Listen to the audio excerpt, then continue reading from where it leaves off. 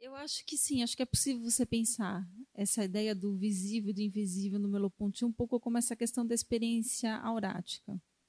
O que eu não falei para vocês a semana passada, porque isso demandaria um outro curso e talvez análise de outros textos, é que quando Walter Benjamin ele critica, de certa maneira, né, ele coloca de uma maneira negativa a experiência da aura no texto sobre a reprodutibilidade técnica, pelos motivos um pouco que eu expliquei para vocês, porque ele está, na verdade, qual é o objetivo dele? É criticar um pouco, é criticar ou desmantelar os conceitos tradicionais aos quais a gente se refere à obra de arte. Ele quer criar novos conceitos para falar da obra, então por isso que eu falei de todo aquele contexto político, que é preciso ler o texto dentro também desse contexto político. Em outros textos do Walter Benjamin, particularmente num texto chamado Narrador, ou mesmo num texto chamado Sobre alguns temas em Baudelaire, em quase todos os textos que o Walter Benjamin vai escrever sobre o Baudelaire, e queria fazer um parênteses que para o Walter Benjamin o Baudelaire é o exemplo do artista moderno.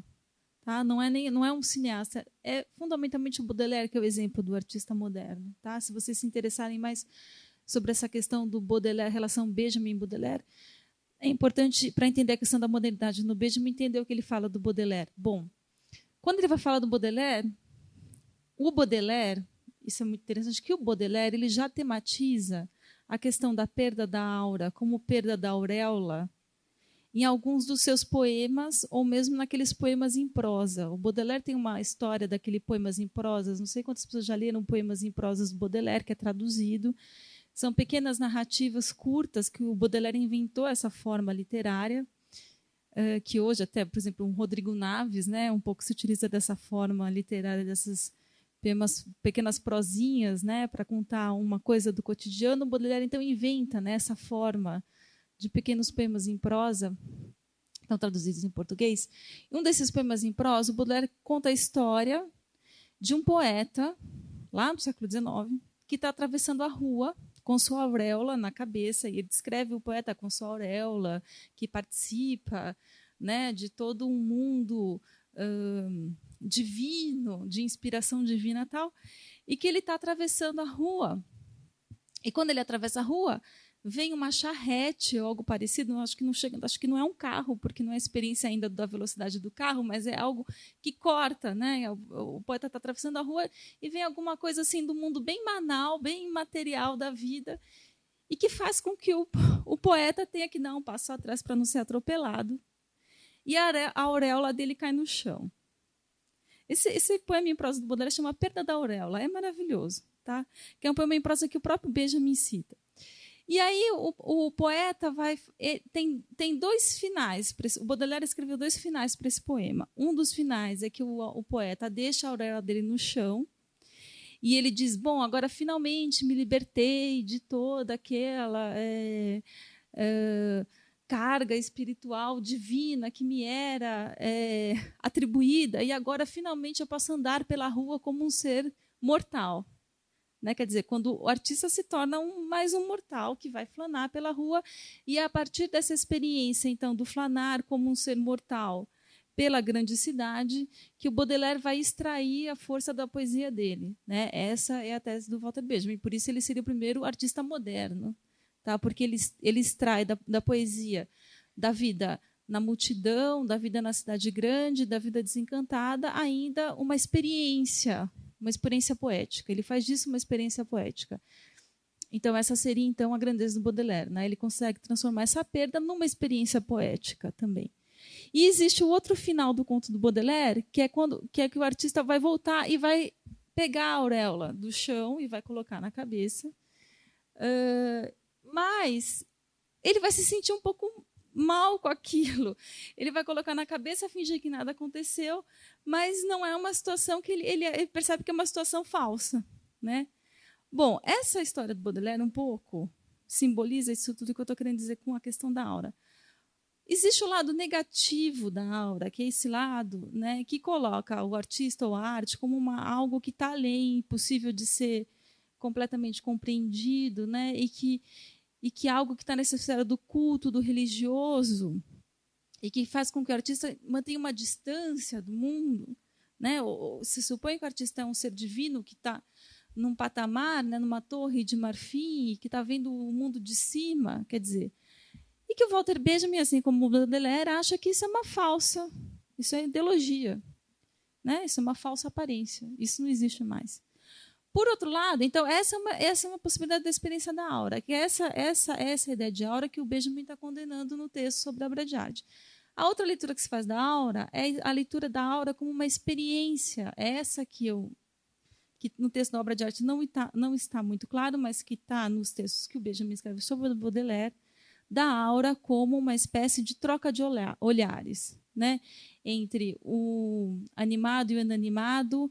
É quando a experiência da aura é aquela experiência que você tem. Ele compara a experiência da aura nos textos sobre o Baudelaire, sobre a experiência do sonho. Acho que eu conversei com você, a experiência que a gente tem no mundo onírico, onde todas as coisas conversam, onde todas as coisas correspondem, onde o mundo ganha outros sentidos. Essa é uma experiência da aura, que ele chama também de experiência... Não é uma experiência da aura, é uma experiência aurática, que ele vai dizer que tem que ser conservada, mesmo com a perda da aura. Aí que está a contradição, a ideia de a contradição. E é difícil porque é isso. Esses artistas, eles pensam a partir sempre da ideia de contradição. Então, ao mesmo tempo, é a perda da aura, mas a redenção de uma experiência que é uma experiência no sentido da Erfahrung, que o Walter Benjamin fala, que em português a palavra experiência é muito pouco para dizer o que ele quer dizer com Erfahrung. Ele faz toda uma teoria da experiência, a teoria da Erfahrung, que é exatamente essa experiência, que é a experiência do mundo onírico, que é a experiência da memória involuntária no Proust, que pode ser um pouco essa ideia dessa experiência do visível e do invisível, né? Mas já dessacralizada, sem a sua aura cultual. Agora, isso não é uma coisa que está no texto da obra de arte. É uma coisa que vai estar, se você ler em conjunto todos os textos do Benjamin. Tá? Agora, eu não sei, Merleau-Ponty provavelmente nunca leu o Benjamin. Apesar deles escreverem até em épocas mais ou menos, mas sempre tem essa questão, né? Sempre existe uma espécie de distância, né, entre a filosofia alemã, a filosofia francesa. Quer dizer, parece que o Merleau-Ponty nunca leu o Benjamin. Tá? Então, é um pouco isso, mas a partir de uma ideia de dessacralização.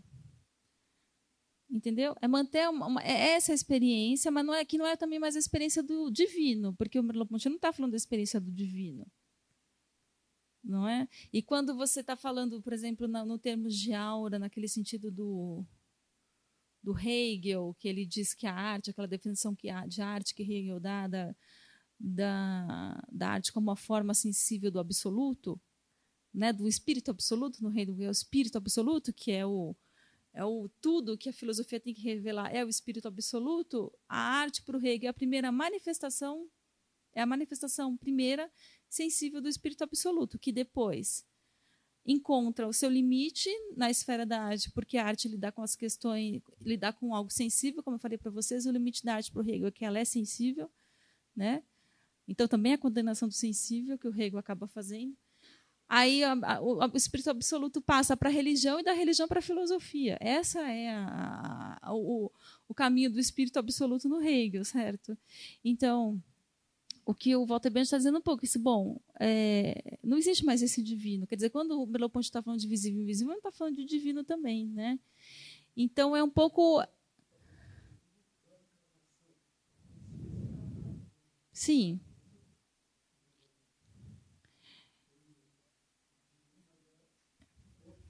É o corpo, né? Agora, tem muitos cruzamentos mesmo com o Walter Benjamin. Eu vou até agora retomar um pouquinho do Walter Benjamin, porque eu tenho a impressão que certas coisas também não ficaram claras. Eu quero retomar também para pensar como é que isso se encaixa com o Rancière. Onde que a gente vai colocar um pouco o Rancière nessa discussão. Então, eu vou retomar um pouquinho do Walter Benjamin da semana passada. Se vocês tiverem mais dúvida, vocês me perguntem, tá? Eu vou fazer só um pouco um resumo do final da aula, que é o seguinte: como eu disse então para vocês, o Walter Benjamin ele faz um diagnóstico, toda a filosofia dele faz esse diagnóstico de uma mudança da percepção e da experiência que tem consequências em diversas esferas da vida. Isso dá na modernidade. Modernidade, para ele, então, é o século XIX. Tá? Fala de moderno, está falando do século XIX. No caso da esfera artística, ele nos mostra que elementos constituintes da obra de arte, desde os seus primórdios, foram relegados, como seu caráter experimental lúdico de jogo com o mundo. Vocês lembram disso, né? Então, o que ele está falando é o seguinte, que esse lado da arte que sempre existiu, que esse lado experimental da arte, ele foi relegado em detrimento do lado cultural da arte. Tá? O cinema, enquanto arte que responde aos desafios dos tempos modernos, retoma esses elementos mediante sua estrutura e linguagem técnicas, mostrando que a arte pode deixar de ter uma função parasitária na sociedade para assumir uma função política, que significa, no caso do Benjamin, como mostrei, o que significa política nesse sentido do Benjamin, ampliar nosso espaço de jogo, né? Ou nosso espaço de experimentação lúdica com o mundo, ou, em outras palavras, com nosso campo de ação. Né?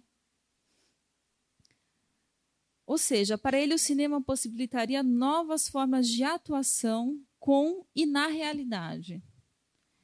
Pela montagem de imagens, ele seria capaz de criar outras narrativas sobre uma realidade naturalizada pelo capitalismo e pelos regimes totalitários, mas que é, na verdade, resultado histórico de forças sociais em disputas. Vocês entendem o que eu quero dizer com uma realidade naturalizada pelo capitalismo ou pelos regimes totalitários? O que é uma realidade naturalizada? Né? Que a grande crítica, isso é uma crítica do Marx, na verdade. Né? Isso é uma coisa que o Marx revelou. A ideia de que a nossa sociedade, que as coisas são como elas são, como se fosse natural, ou seja, a sociedade, ela ganha um aspecto de uma segunda natureza. Como se um sistema que a gente vive, seja ele capitalista ou sistema ou qualquer tipo de sistema totalitário, né, fosse algo natural. Então, quando a gente diz que uma situação histórica, quando Marx diz que uma situação histórica é naturalizada, ele está querendo dizer o quê? Que essa situação histórica que é construída por forças sociais, ela se transforma numa segunda natureza. Tá? Então, romper com essa ideia de um mundo naturalizado, né, é também uma questão política. Você tem que, de certa forma, desnaturalizar o mundo. Ou seja, você perceber que o mundo que a gente vive, ele não é algo que é dado, que é necessariamente assim. Qual é a relação, qual é quando você pega na filosofia clássica, né, diremos assim, o que define a natureza, né? Para a maior parte dos filósofos, não para o Hume, por exemplo, que estou vendo que vai ter um curso sobre empirismo. Mas, assim, o que define um pouco a ideia de natureza para o Aristóteles, né, para a Físis, para o Aristóteles, é a ideia de que a natureza ela tem regras, né, e que essas regras elas são dadas, são imutáveis, que depois elas são transformadas em regras de causa e efeito. Né? Geralmente se vê a ideia de natureza como regras de causa e efeito. E que isso é imutável, isso é natural. É isso que diferencia a Físis, né, a natureza, do mundo humano, né, da história. Acontece que tem um certo momento onde essa lei da causalidade, da necessidade de causa e efeito, ela passa para a história. Né? Ou seja, você naturaliza a história. É como se, historicamente, uma coisa tivesse que levar a outra. E o que todo o pensamento crítico quer fazer, isso desde Marx e Walter Benjamin, isso é muito forte quando ele faz a questão da crítica da história positivista, nos teses sobre o conceito de história, é exatamente desnaturalizar essa natureza, mostrar que não existe uma relação de causa e efeito entre presente e passado, historicamente. Que tudo pode ser mudado a qualquer momento. Né? É pensar que a história possui uma abertura. Existe uma abertura, a possibilidade de uma abertura na história. A possibilidade de você realizar uma fissura nessa história.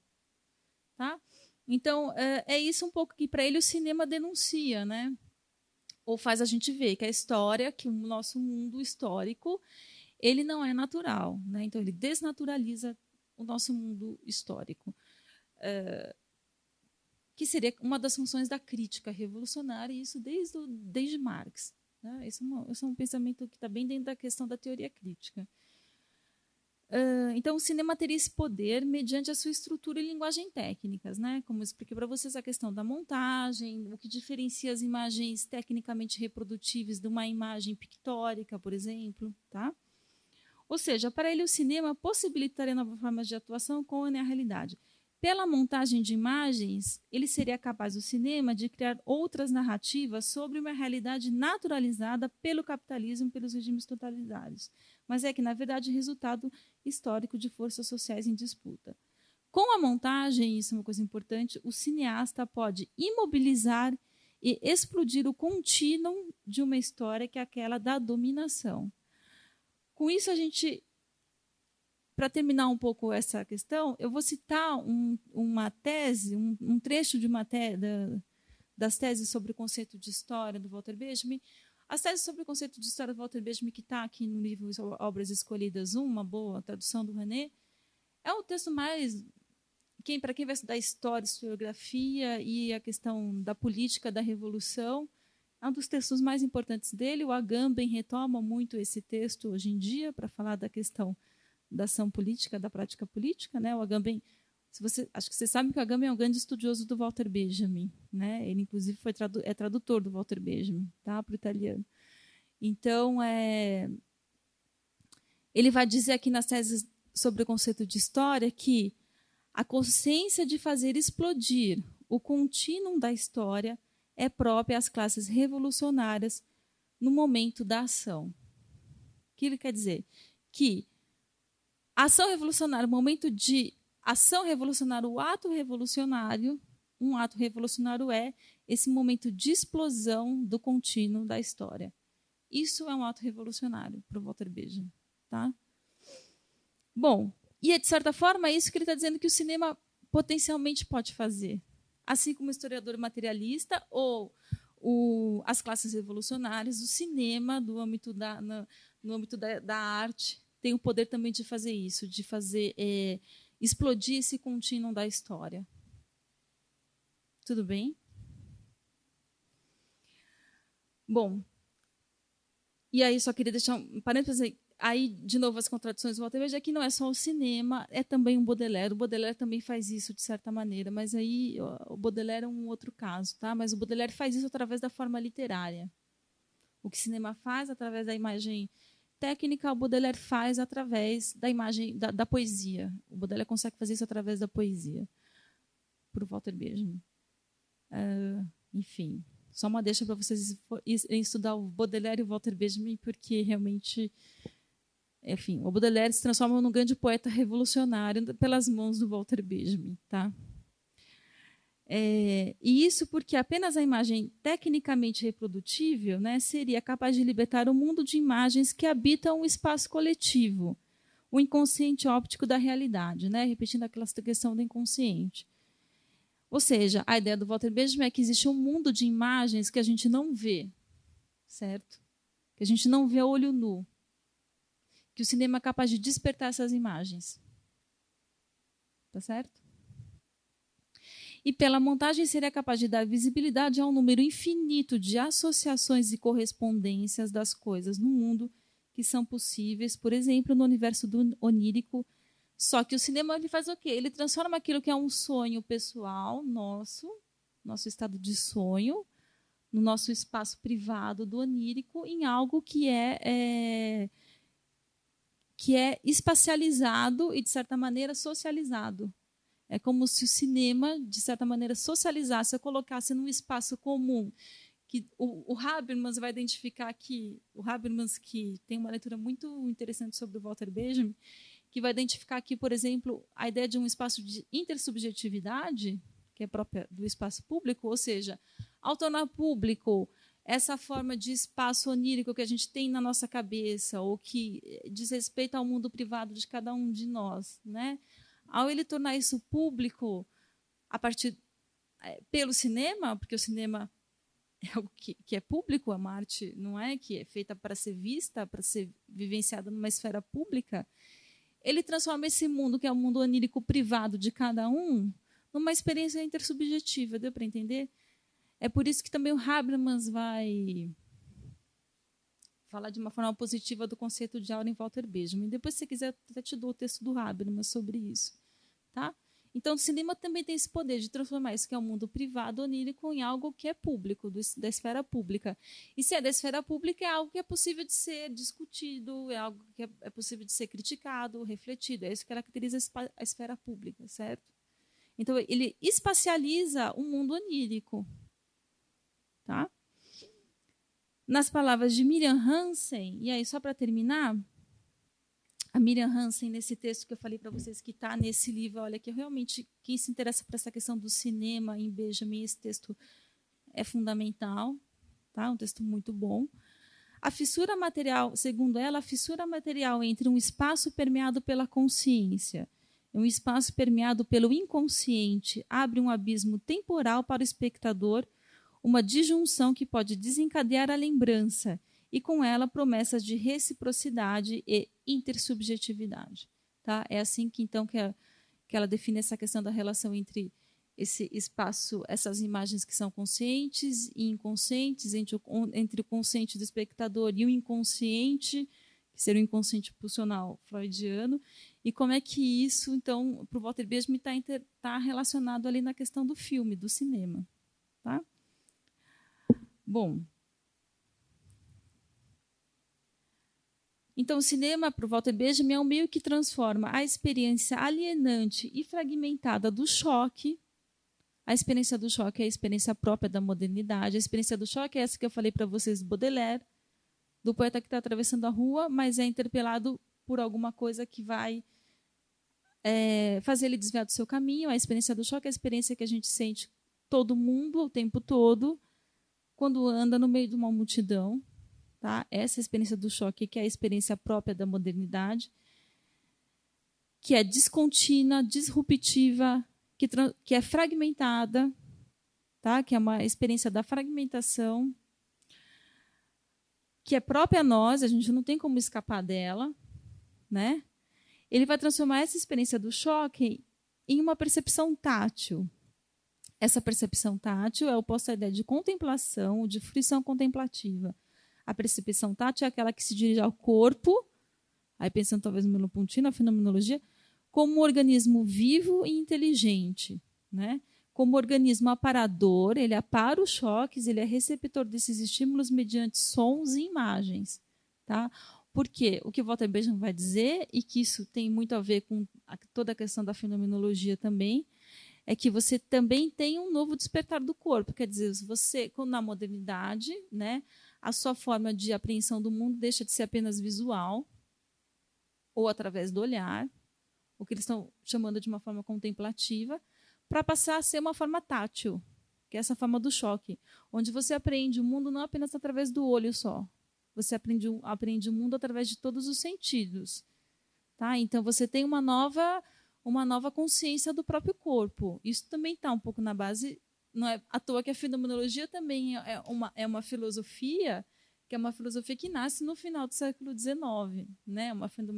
É uma filosofia que vai se desenvolver a partir do final do século XIX. Né? Quer dizer, a filosofia está ligada à modernidade, à ideia de modernidade. Tá? Então, você tem essa reconstituição da noção de corpo. Tá? Isso também está aqui no Walter Benjamin, quando ele está falando de uma percepção tátil. Tá certo? É porque a gente não pode mais. A gente então nem existe mais essa possibilidade. Mas quando você pega a figura do Baudelaire, essa historinha rápida que eu contei para vocês da Aura, qual é a situação? Por que o Walter Benjamin vai se interessar pelo Baudelaire também? Porque o Baudelaire é um artista que ele está numa posição de limite, de limiar. No sentido de que o Baudelaire ele vive num mundo que não é exatamente um mundo completamente já moderno, que é o nosso mundo, mas é um mundo que vê o passado já sendo destruído, quer dizer, as formas de percepção do passado destruídas. Então, o Baudelaire é esse artista que vive um mundo contraditório, no sentido de que é um mundo que não é completamente ainda transformado pela modernidade, certo? Então, é um mundo que tem ideia ainda do que ele está perdendo, do que ficou para trás. Algo que talvez a gente não tenha mais, porque talvez essa experiência de viver sem experiência do choque não faça mais parte da nossa vida. Porque mesmo quem diz para mim, eu vivo lá, isolado, numa cabana, nananana, não adianta, você cresceu, você nasceu, entendendo uma sociedade onde a gente vive permeado pelo choque. A nossa experiência é a experiência do choque. Quando as pessoas fazem análise da televisão, o que é a televisão? O que é um noticiário? É 1 minuto de uma notícia seguida da outra. Isso é a experiência do choque. Isso está na base do que o Walter Benjamin chama de informação, que ele já estava lá conceituando no texto sobre o narrador, que é a base, por exemplo, do jornal televisivo, até hoje. O que você tem são sequências, nossa vida porque as pessoas têm tanta dificuldade de concentração. É óbvio que as pessoas têm dificuldade de concentração, porque você vive o tempo todo sendo solicitada por esses estímulos que são fragmentados, que faz que para você, por exemplo, consiga ter uma leitura concentrada de algo que não seja distraída, você tem que redobrar suas atenções. É algo que não acontecia bem anteriormente ao Baudelaire. Só que com o Baudelaire isso já está acontecendo. É isso que o Baudelaire tematiza na poesia dele. Né? É essa experiência desse mundo contemplativo, concentrado, unitário, onde tudo tem sentido, tá? Que não existe mais, que está se perdendo, que o Baudelaire está tematizando a perda desse mundo na própria poesia dele. Tá? E, ao mesmo tempo, o Baudelaire está afirmando, tá bom, então essa é a experiência do choque, então é com essa experiência que agora eu tenho que fazer a minha poesia, eu tenho que lidar com ela, então é dela que eu vou extrair a minha poesia. É por isso que o Baudelaire é tão importante para o Walter Benjamin, porque ele é esse artista que está nesse limiar. Você consegue, a partir do Baudelaire, ver o que você perdeu, não o que você perdeu, mas aquilo que está em transformação, porque para o Walter Benjamin não tem como você voltar para um mundo comunitário, de uma experiência de sociedade que não existe mais, que aí seria uma falsa aura, no sentido de você dizer, eu nego esse mundo completamente moderno e vou viver numa comunidade. Para ele isso é uma espécie de mistificação. Entendeu? Porque a ruptura já se deu. Tá? O Baudelaire, então, é aquele artista que está vendo essa ruptura, que tende a aceitar essa ruptura quando ele deixa a auréola dele cair no chão. Entendeu? É essa imagem literária desse poeta que deixa a auréola cair no chão e se mistura na multidão. Né? Depois o Baudelaire tem aquela imagem muito bonita naquele texto que acho que quase aqui todo mundo já leu, que é o Pintor da Vida Moderna. Quem já leu o texto Pintor da Vida Moderna do Baudelaire, que é o texto que pela primeira vez aparece a palavra modernidade, certo? O Baudelaire foi a primeira pessoa, né, o primeiro escritor que definiu o que é modernidade, né? É ali nesse texto, O Pintor da Vida Moderna, que o Baudelaire define o que é modernidade. Esse conceito que a gente usa até hoje, tá? Quando ele está falando lá do Pintor da Vida Moderna, ele vai falar o Pintor da Vida Moderna da Baudelaire não é o Manet, que era amigo dele, do qual ele não apoiava. O Pintor da Vida Moderna para o Baudelaire é o Constant Tanguy, que é esse artista meio ilustrador. Vocês nunca ninguém leu aqui? Quem leu aqui? Ninguém leu o Pintor. Pintor até saiu uma edição nova, maravilhosa, pela aquela editora Autêntica, com todas as imagens do Constant Tanguy. Então, é um livro super bonito que saiu de capa dura, uma edição nova, muito bonita, que vale a pena comprar. Até para quem já tem, comprar de novo, porque essa edição tem todas as imagens do Constant Tanguy. Bom, Constant Tanguy, então, era esse desenhista, meio jornalista, aquarelista, que trabalhava com aquarela, e que retratava, de certa forma, eventos do mundo cotidiano, a moda, as mulheres, as pessoas na multidão, né? A vida cotidiana de Paris, entre outras coisas. O Baudelaire vai dizer que ele é o verdadeiro pintor da vida moderna. Mas o que é interessante é que o Walter Benjamin, o Baudelaire, quando ele vai descrever como é que o Constant Tanguy ele cria, ele vai usar, acho que quem leu aqui lembra, a imagem do esgrimista, né? Que o Constant Tanguy é quase aquele que sai, né, com seus pincéis pela rua, imagina, no meio de uma multidão e com toda a movimentação, imagina. Então ele sai com seus pincéis, seu papel, sua aquarela, e ele tem que muito rapidamente, né, captar o que ele chama de sua presa poética, né? Então a imagem do esgrimista que vai usando os seus pincéis assim de uma forma meio desajeitada, porque só assim ele consegue captar o que seria essa presa poética, né? Essa é a essência da criação do artista moderno. É a mesma imagem que o Baudelaire serve para falar do poeta. Que o poeta também é esse grimista que sai à cata das palavras no meio da multidão. Tá? Bom, por isso que eu falei. Então, esse esgrimista, esse criador, esse artista é um artista que está sujeito à questão do choque. É um artista que também não cria apenas mais a partir da sua visão contemplativa. É um artista que cria também a partir das suas sensações corporais. Tá? O que está muito presente nesse exemplo do Cansan Tanguy como artista é essa questão do corpo, né? Essa luta dele também, do corpo dele como multidão, né? A fim, então, de captar sua presa poética. Bom, então esse é o pintor da vida moderna no Baudelaire, que o Walter Benjamin vai retomar também para usar como uma imagem do próprio Baudelaire no meio da multidão. Tá? E a imagem do poeta e do artista moderno por excelência. Bom, então essa questão do corpo é importante. Tá? Como é que você sai de uma ideia de um regime apenas visual para um regime que é tátil? Tá certo? Na modernidade. Então, aprendizar, então o corpo, o cinema, então ele vai te treinar mais ainda nessa aprendizagem, porque o cinema ele é em si, como eu falei para vocês, quando o Benjamin está falando da questão da montagem, a montagem nada é do que essas sequências fragmentadas que vão se desenvolvendo uma atrás da outra, que também são a experiência do choque, a mesma experiência do choque da televisão, né? Também a experiência que está na base do cinema. O Walter Benjamin vai dizer a experiência do choque do operário na linha de produção, que é a experiência também do fragmento, né? É a mesma experiência do espectador diante da tela do cinema. Tá?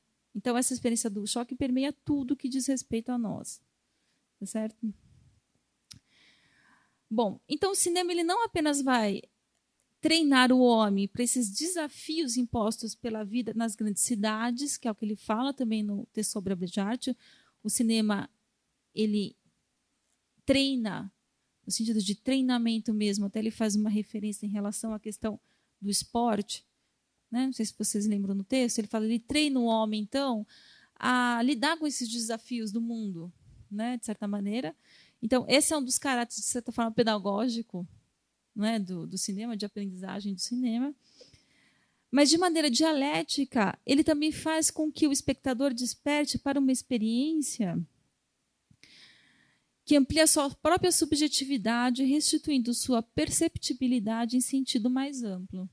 Ou seja, ao mesmo tempo que o cinema é um treinamento, se ele fosse só um treinamento, ele não seria emancipatório, vocês concordam? Ele seria só uma forma de doutrinamento desse corpo do espectador para o mundo moderno, para ser melhor adaptado ao mundo moderno. Mas o cinema não pode ser só isso, ele não pode ser simplesmente um meio de adaptação do espectador aos desafios da vida contemporânea, senão seria muito pouco. Então, o que volta a ver é assim, bom, mas ele não é só isso. A partir do momento que ele faz isso, ele, na verdade, também ele amplia ele amplia. Por que ele amplia? Com a ideia da questão do inconsciente óptico, do que o cinema apresenta uma realidade que não é aquela realidade naturalizada. Quer dizer, então, nesse sentido, ele amplia também a própria subjetividade, né, do espectador. Tá certo? Porque ele vai ampliar o mundo do espectador. O mundo sensível. Tá? Não é apenas o mundo reconhecível, é o próprio mundo sensível. Porque você vai ver mais coisas no cinema, você tem a possibilidade de ver mais coisas no cinema do que você vê no próprio mundo sensível, olho nu. Tá? Então, ele aumenta essa capacidade, essa subjetividade. Tá? Bom, concluindo, e aí para a gente entrar no Rancière, se vocês não tiverem nenhuma dúvida, é que, sendo assim, para o Walter Benjamin, da forma como eu leio o Walter Benjamin, e da forma que eu acho que talvez seja uma forma com que ele se torne mais interessante para nós hoje, quer dizer, não há uma cisão no Walter Benjamin entre um potencial estético e o potencial político do cinema, né?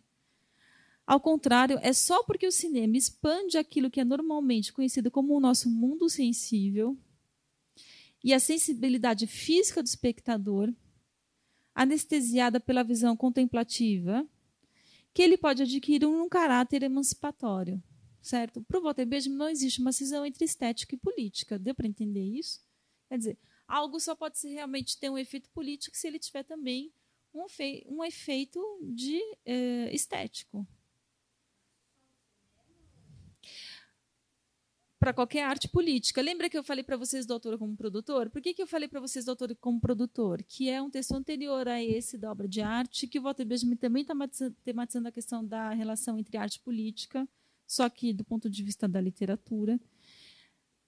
E o que ele vai falar no autor como produtor é um pouco o que ele está falando aqui, só que ali ele está usando uns termos mais marxistas, como eu falei para você, dentro de uma discussão mais marxista tal. Então, mas quando ele está falando da questão da técnica da linguagem, né, de que a intenção a tendência política da literatura ela não se sobrepõe à tendência literária. Lembra quando ele falava de tendência literária, que depois ele fala de técnica literária?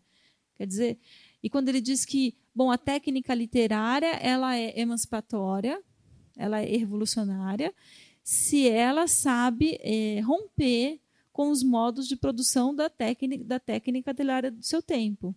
É um pouco isso que ele está falando aqui. Só que aqui o Walter Benjamin está falando muito importante desse ponto de vista também da percepção. Tá? Bom, aqui é atrelado ao cinema, porque é isso que ele está interessado em mostrar.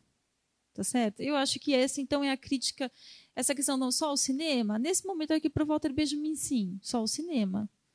Tá, agora, então, mas isso tudo a gente tem que dar então aquele desconto e pensar que todo nesse contexto que ele está escrevendo esse texto. Primeiro, pensar então que ele está se contrapondo a toda essa apropriação que o fascismo faz desses conceitos tradicionais da estética, tá? Da forma como o fascismo faz em relação ao cinema fascista ou em relação à estética fascista. Tá certo? Então, o Walter Benjamin tem que se contrapor a isso. Então, ele é muito forte nesse sentido. E do modo também como o cinema, como a Miriam Hansen vai dizer aqui, esse texto do Walter Benjamin ele já é um texto, de certa forma, tardio, no sentido de que tudo que ele está falando aqui do cinema, a gente sabe, já tinha acontecido. Esse cinema revolucionário do qual ele está se referindo aqui, que não é só o revolucionário do Eisenstein, o cinema que é realmente revolucionário na sua tendência, mas que também para o Walter Benjamin um exemplo desse mesmo cinema do poder revolucionário do cinema, como eu falei para você, está no Chaplin, que é algo que não tem nada a ver com uma tendência política específica. Esses dois exemplos para eles são os dois válidos como exemplos desse cinema que é potencialmente emancipatório. Tá?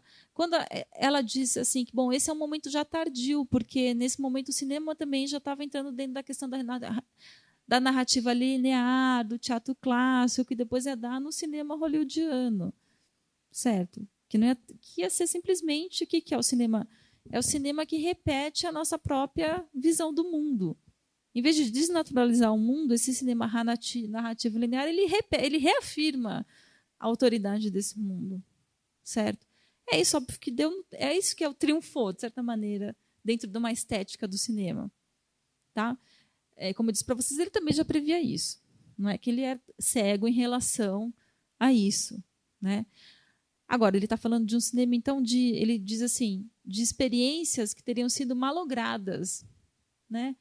O que o cinema poderia ter feito e o que ele não fez. Então, deixa eu falar aqui o que ele poderia ter feito para ver se ele volta a fazer. É um pouco isso, o texto. E é por isso, nesse sentido, também o texto é um manifesto de vanguarda. Deu para entender? Então, concordo que sempre se faz essa crítica ao Walter Benjamin, dizendo mas ele fala assim só do cinema. Mas temos que entender toda essa questão, tá? Por volta disso. E como eu disse para vocês, como ele vai falar isso em relação ao Baudelaire, Isso é uma leitura que pode ser feita em relação ao Baudelaire. Qual é a questão? Por que o Baudelaire ele faz uma revolução estética e uma revolução política ao mesmo tempo? Porque a poesia do Baudelaire marca tanto uma revolução na forma da poesia, né, como ele é também uma revolução. Ele é uma poesia política. Sem que o Baudelaire seja político. Aliás, o Baudelaire era reacionário, como todo mundo sabe, politicamente. Né? Do ponto de vista político, ele era reacionário, o Baudelaire. Né? Então, de novo, por que o Baudelaire também é um exemplo tão rico? Né? Porque existia também, na época que o Walter Benjamin foi estudar o Baudelaire, toda uma literatura de esquerda que desprezava o Baudelaire pelo fato do Baudelaire, quer dizer, não se debruçava sobre o Baudelaire, pelo fato do Baudelaire ser reacionário do ponto de vista político, certo? Aí o Walter Benjamin vai dizer que não, mas o que tem que ele é reacionário do ponto de vista político? O que importa é o que ele fez com a poesia dele. E aí o Walter Benjamin tenta mostrar como a poesia, o que ele faz na poesia dele é extremamente político. Tá? Então, aqui no cinema, mas o Baudelaire também se encaixa perfeitamente nessa descrição que o Walter Benjamin faz. Mas, então, essa relação de que potencial estético e potencial político, eles não estão dissociados. Tá? Bom, alguma dúvida? Bom, o que nos leva ao Rancière? Tá? Ao que eu acho que... Eu só queria dizer o seguinte, eu não sou uma especialista em Rancière de forma alguma. Provavelmente eu li tanto de Rancière quanto vocês aqui.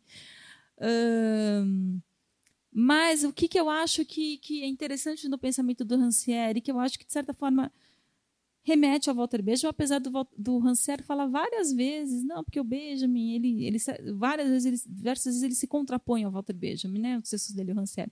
Mas tudo bem, ele se contrapõe ao Barthes, ao Baudelaire, ao Debord, a todo mundo, na verdade. Né? Enfim, agora, eu acho que é o seguinte, então o Rancière ele faz uma crítica, né? Então, se há uma crítica que pode ser feita a essa interpretação benjaminiana, hoje, que é a crítica que já foi feita pelo Adorno e que o Rancière um pouco vai retomar, é aquela que Rancière faz ao teatro do Brecht ou às práticas de arte engajada, como as colagens da Martha Häusler nos anos 60. Tá? Então, essa crítica que o Rancière vai fazer tanto ao teatro do Brecht, né, o teatro épico do Brecht, quanto a toda a arte, o artivismo, né, toda a arte engajada também dos anos 60, é um pouco o sentido de que não existe um caminho direto que ligue as intenções do artista, a forma artística e o seu efeito. Vocês entenderam isso, né? Eu vou para essa aula um pouco do Rancière, eu vou falar mesmo do espectador emancipado, quer dizer, mais particularmente do texto Os Paradoxos da Arte Política,